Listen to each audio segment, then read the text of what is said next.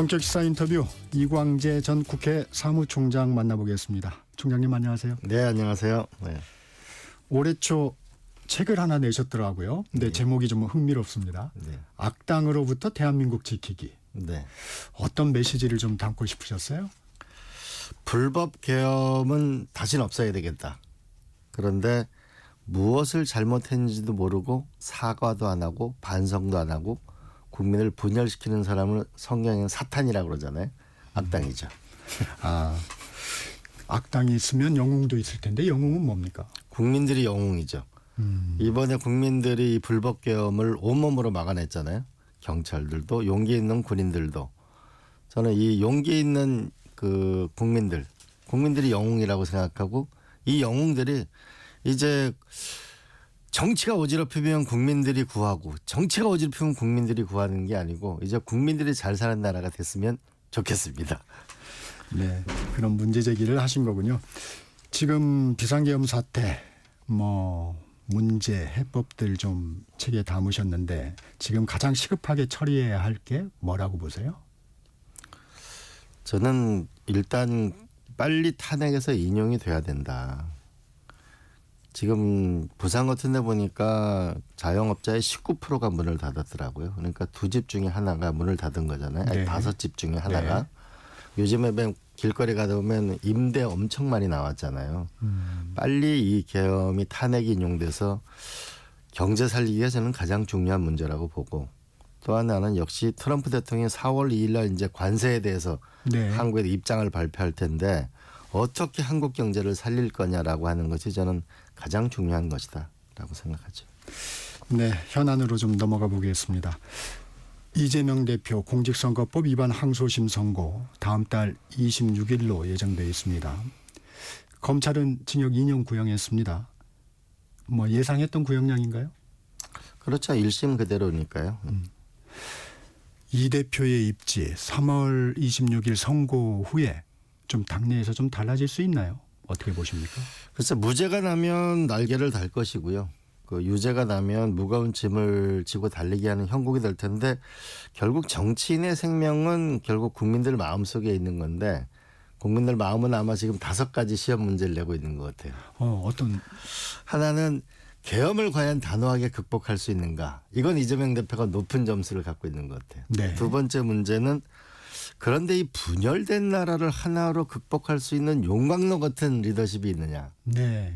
그다음에 세 번째로는 중도 보수 이거 좋은데 과연 이 말을 신뢰할 수 있는 실천이 뭐가 있을까. 아하. 그다음에 또 하나는 일자리를 만들 수 있는 혁신 경제로 이 미국 경제는 질주하고 있잖아요. 그러다 보니까 대한민국 주식이 전부 250조가 미국 시장 가 있는 거잖아요. 이 혁신 경제를 만들 수 있을까. 또 하나는 트럼프 대통령, 푸틴 대통령, 시진핑 주석 절대 만만한 사람들이 아니잖아요. 이들 사이의 미중 패권 전제의 국제 질서에서 과연 당당하게 우리의 외교 전략을 끌고 갈 수 있을까. 이 5개의 시험 문제를 가지고 아마 현재 선두주자니까 아마 평가를 하고 있을 거라고 봅니다. 조기 대선 상황이 오면 리더의 자질 부분을 지금 언급을 해 주신 것 같아요. 네. 이재명 대표가 이런 얘기를 했어요. 대통령에 당선되면 진행 중인 재판은 중지돼야 한다. 이게 다수설이다. 이 같은 발언을 직접 한 게 적절하다고 보세요. 저는 다수설은 맞다고 보고요. 대통령 탄핵이 2번이나 있었기 때문에 저는 더 이상 불행한 일은 없어야 된다고 생각하지만 이재명 대표 스스로가 이 얘기를 하는 거는 좀 안 하는 게 좋겠다 생각하죠. 당에서는 지금 이제 후속 지원을 하고는 있지만 당에서 나왔으면 그런 대로 이해가 가는데 본인이 직접 얘기하니까 더 관심을 받았던 것 같습니다. 다수설은 저는 맞다고 봅니다. 아, 그렇습니까? 네.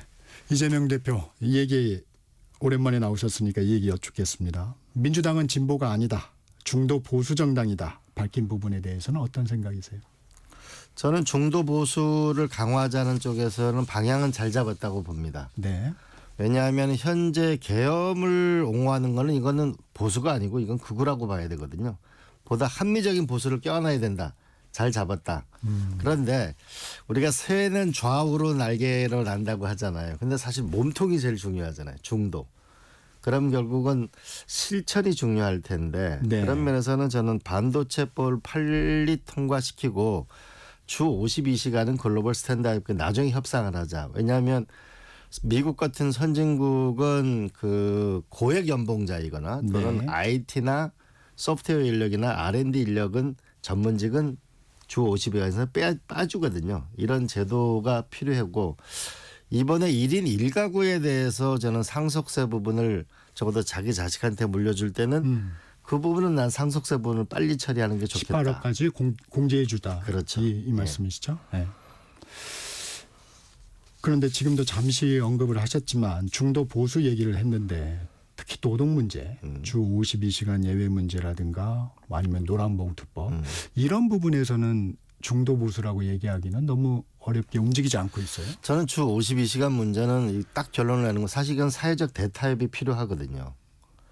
그 사회적 대타협 노동자를 보호할 계층을 우리가 확실하게 보호해야 되거든요. 독일 같은 경우에도 우리가 9 to 5를 하는 노동자는 확실히 보호하거든요. 다만 고액 연봉자이거나 IT나 소프트웨어 인력이나 연구직은 빠지거든요. 근데 이런 거를 그냥 막 정할 수가 없잖아요. 결국은 대타협을 해야 되잖아요. 그런 과정에 프로세스를 좀 밟아 나갈 필요가 있다고 봐집니다. 그래서 단계적으로 하자. 그렇죠. 예, 반도체법을 통과시키고 52시간은 이건 사회적 대타협을 통해서 해나가는 건 좋겠다라고 저는 생각합니다. 이재명 대표가 또 정책 부분에서 특히 국민들한테 민감한 부분에서 지금 많이 어필을 하고 있습니다. 네. 그 상속세 부분 말씀하신 부분도 네. 그렇고 또 근로소득세도 좀 다시 한번 들여다보자고 하고 또 부동산 문제도 그렇습니다. 뭐 1가구 1주택인데 비싼 집 산다고 너무 쥐약시하지 말자 이런 메시지도 던지고요. 이런 부분에 집중하는 건 지금 어떤 해보라고 좀 보세요. 저는 지극히 당연하다고 생각합니다. 왜냐하면은 현재 우리가 대한민국 국민들의 약 그 자기 자산의 70% 80%가 집 한 채인 분이 대부분이거든요. 부동산의 자산의 예. 대부분. 그리고 또 하나는 근로소득세 부분은 저는 이렇게 생각하는데 사실 그 월급쟁이만 유리할 지갑이잖아요. 그리고 소득 구간이 너무 이제 연봉이 많이 올랐잖아요. 네. 그러면 그 구간을 난 적당히 조정할 필요가 있다고 보고 저는 프랑스 미테랑 대통령이 좌파 대통령인데 뭐라고 했냐면은 성장이 유일한 답이더라.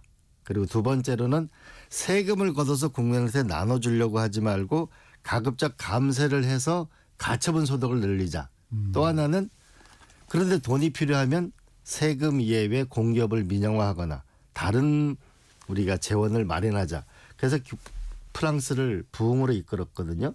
난 이런 미테랑 대통령을 생각을 많이 해봐야 된다고 봅니다. 쉽게 돈 걷어서 돈 낭비해서 쓰고 이제 그 시대를 끝내야 되지 않을까 싶어요.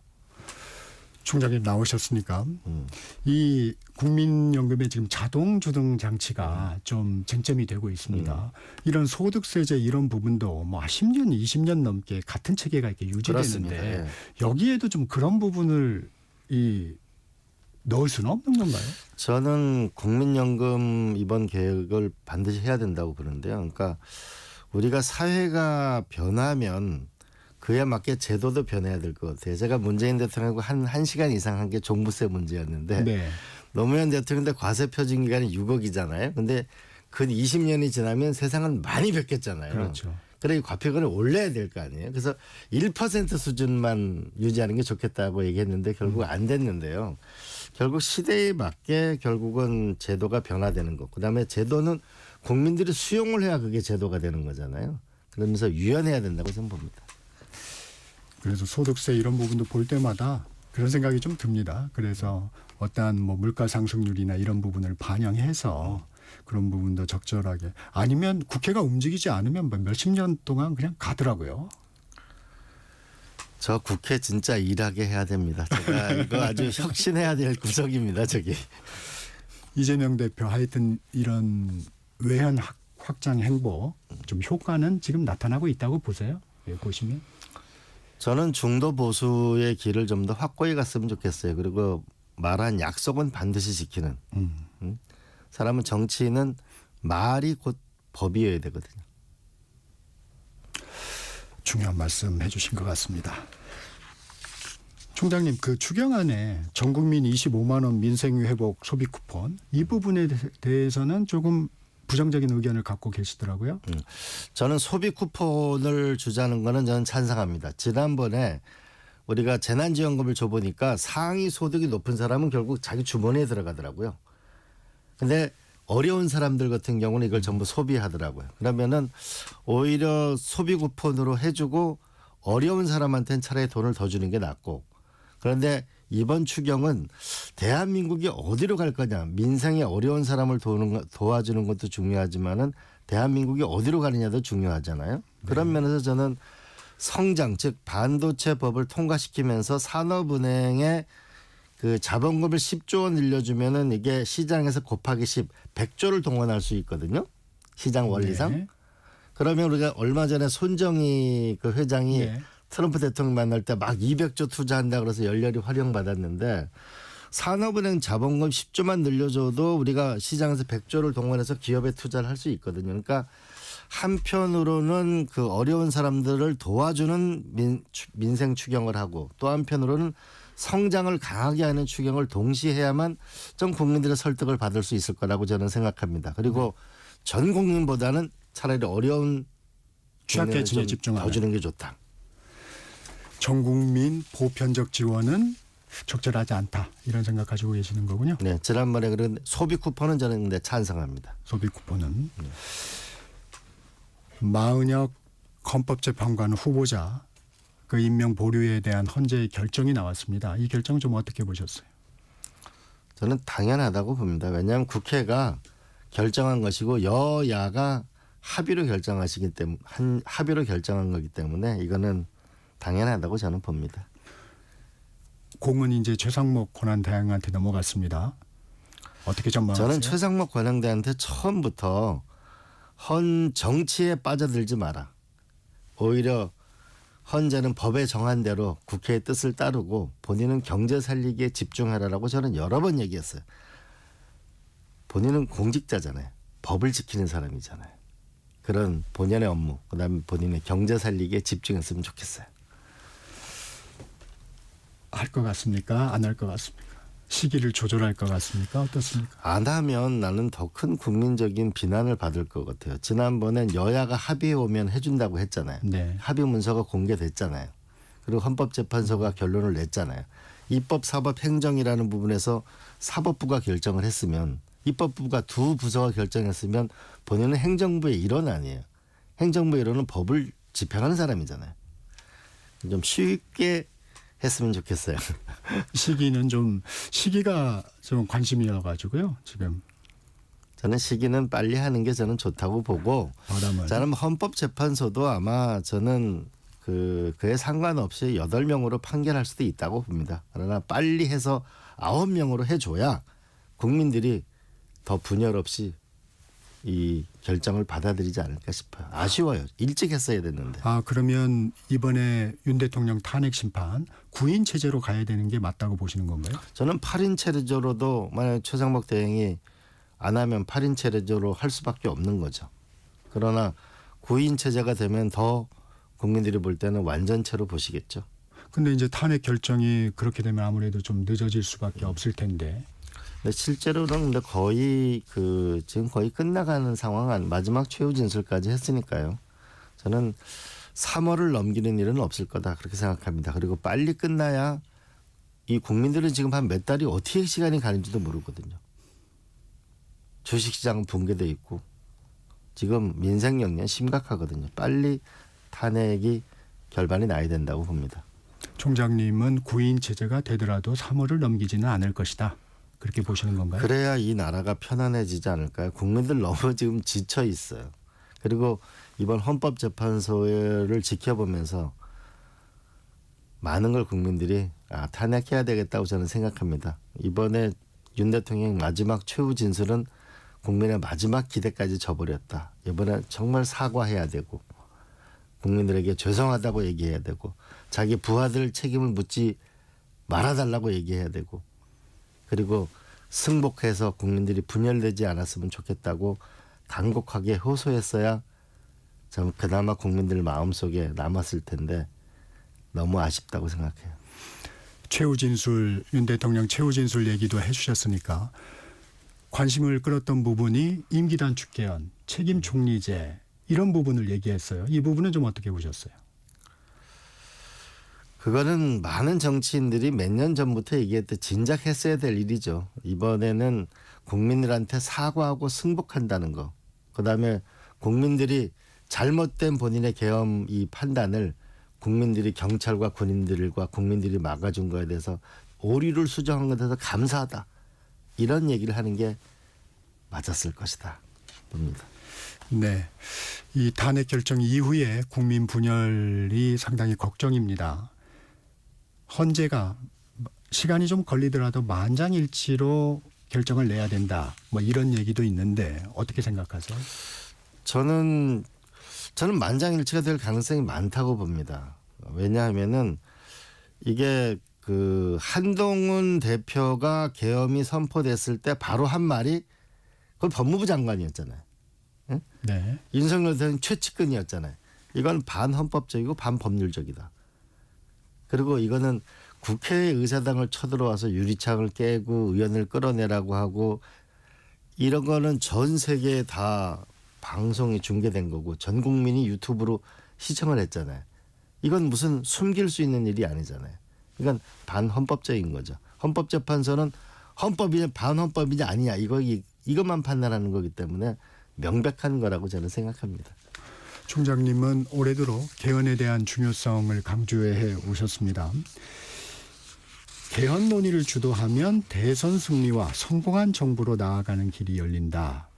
이런 말씀도 하신 걸로 전해졌는데 이재명 민주당 대표가 개헌에 좀 미온적이에요. 키는 거기서 지고 있는데 개헌에 좀 동력을 얻을 수 있을까요? 저는 아마 탄핵이 인용되고 나면 개헌 논의가 저는 일어날 거라고 저는 생각합니다. 왜냐하면 지금은 탄핵에 집중해야 될 때니까요. 그러나 아마 탄핵이 인용되고 나면 아마 개헌 문제 논의가 저는 시작될 거라고 생각합니다. 조기 대선 국면이 가면 이재명 대표도 개헌에 대한 입장을 얘기할 거다. 저는 뭐 열린 마음으로 하는 게 전 좋다고 생각하고 그럴 거라고 봅니다. 그리고 저의 생각은 좀 이런데요. 저는 권력 구조 문제는 다음번 지방선거 때 하는 게 좋겠다. 이번에 합의가 쉽지 않으니까. 저는 이번에는 꼭 하고 넘어갔으면 좋겠는 게 불법 계엄이 없는 나라 만드는 거. 이 대통령이 마음대로 해석해서 뭐 국가 비상 상황 이러면은 계엄하는 거 이런 걸 없애는 게 전 중요해 보이고 또 하나는 제가 너무 국민들한테 죄송하게 느끼는 게 이거는 국민 행복 추구권 대한민국은 국민의 의무만 있지 권리가 없는 나라예요. 국민의 행복 추구권을 이걸 확실하게 해서 제가 유럽 같은 데를 보니까 노동권, 일할 권리, 주거권, 주택 그래서 사회주택이 늘어나거든요. 그다음에 건강보험권, 노후연금 국민이 살아가는데 제일 중요한 게 일자리, 집, 그렇죠. 보육, 교육, 네. 의료, 노후연금이잖아요. 이거를 행복추구권의 내용으로 아예 못 박아가지고 앞으로 이걸 헌법에 전문에 박아서 대한민국의 모든 정치는 이 국민 행복 이 지수를 달성하는 자에게 정당의 목표라는 걸 명확히 저는 하는 게 도리다. 왜냐하면 이렇게 국민들을 힘들게 하는 이 정치를 저는 끝을 내야 되겠다고 생각해요. 난 너무 절실하게 생각해요. 다른 권력구조 문제는 나중에 하자. 그러나 이제는 불법 계엄이 없는 나라하고 국민 행복 추구권은 확실하게 집어넣자 이번에. 왜냐하면 87년 6월 항쟁 직후에 헌법 개정할 때 41일 만에 했어요. 그런데 이거는 여야가 합의 못할 일이 아니잖아요. 그렇죠. 근데 지금 개헌을 추진하는 뭐 국민의힘을 비롯해서 아니면 이제 정치 원로들 모두 다 관심이 있는 건 지금 권력구조 개편인 것 같은데요. 권력구조 개편을 대선 때 우리가 이거 지금 40일 만에 이룰 수가 없잖아요. 아마 대통령제를 국민들은 절대 포기하지 않을 겁니다. 아마 그렇게 보세요? 정치인들한테 절대 그 대통령의 지위를 넘기지 않을 겁니다. 왜? 국회의원들 수준을 안 믿으니까. 의원 내각제를 아마 안 할 겁니다. 그러나 대통령의 권한을 뭔가 이 총리하고 역할 분담을 이거는 네. 아마 대체로 찬성할 텐데 이 논의하자면 대통령 선거 전에 안 됩니다. 이거는 그 대통령 선거 이후에 논의해서 다음번 지방선거 때 1년 뒤에 그때 국민 투표를 하는 게 맞다. 그래서 2단계로 하는 게 저는 좋겠다고 생각해요. 개헌을 주장하시는데 좀 결이 다르시군요. 네. 권력 구조 저는 그들만의 노름 이게 아니고 국민 중심으로 생각해요. 저는 정말 절실하게 생각해요. 국민들은 울고 있어요. 삶이. 아니 집 사는데 20년 걸리면 이거 세금 낼 필요가 없는 나라예요. 이재명 대표 지금 이제 뭐 비명계 회동을 계속하고 있습니다. 통합 행보하고 있는데 혹시 좀 만날 계획이 좀 있으신가요? 뭐 만나게 되겠죠. 아직 연락이 오진 않나요? 최근에 토론회에서 정책 부분에 대한 얘기들을 많이 하고 계십니다. 조기 대선 상황이 오면 출마하실 생각이 있으신 건가요? 저는 노무현 대통령한테 배운 거는 역사 발전의 도구가 되는 정치를 하라는 거예요. 저는 이번에 반드시 불법 계엄 세력을 이기는 이 대선에서 승리해야 된다고 보거든요. 그리고 51대 49의 피 흘리는 민주주의가 아니고 7대 3으로 대선에도 이기고 국가도 안정적으로 분열되지 않고 새로운 나라로 가는 길을 열어야 된다고 봅니다. 그런 면에서 저는 제가 헌신할 길이 있으면 어떤 헌신이든 할 생각입니다. 그러나 분명한 거는 제 개인보다는 대선 승리나 나라가 잘 되는 게 노무현 대통령한테 배운 거죠. 역할이 주어지면 하겠다. 야, 그래야죠. 역할을 주어지면 해야 되는 것이죠. 마지막으로 이 질문 하나 드리겠습니다. 총장님이 생각하시는 2025년 탄핵 정국의 시대 정신 뭐라고 생각하십니까? 저는 이재명 대표를 만나면도 얘기할 건데 산업화 민주화 이후에 국가 재설계를 해야 된다. 그리고 제일 중요한 건 경제인데 네. 박정희 대통령은 중화공업 시대를 김대중 노무현 대통령 시대는 IT 시대를 열었는데 AI, 바이오, 기후위기 다 놓쳐버렸거든요. 그랬죠. 저는 이제 경제 성장과 관련된 뉴딜이 필요하다는 거 하나. 그다음에 두 번째로는 국제 질서가 변하기 때문에 노무현 대통령이 한미 FTA를 통해서 네. 국제 질서를 개척했다면 넥스트 한미 FTA를 확실히 만들자는 거. 그다음에 세 번째로는 분열된 땅 위에는 집을 지을 수가 없습니다. 이 국민들의 전체 이 갈라진 마음을 하나로 모아서 새로운 미래로 나가자는 강력한 새로운 희망을 만드는 거. 정치인은 희망을 파는 상인이거든요. 그 길을 함께 개척했으면 좋겠어요. 네, 오늘은 여기까지 듣겠습니다. 지금까지 이광재 전 국회 사무총장과 말씀 나눴습니다. 고맙습니다. 네, 감사합니다. 정치적 시사 1부 여기서 마칩니다.